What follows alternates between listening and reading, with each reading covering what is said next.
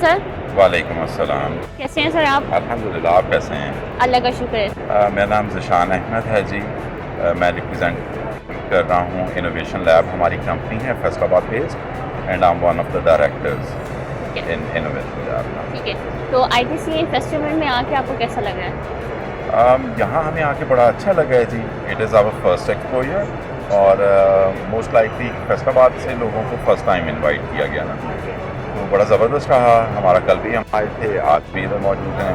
कल का दिन भी बहुत अच्छा गया, बड़ा प्रोडक्टिव था, and we are very happy with the output ना। ठीक है।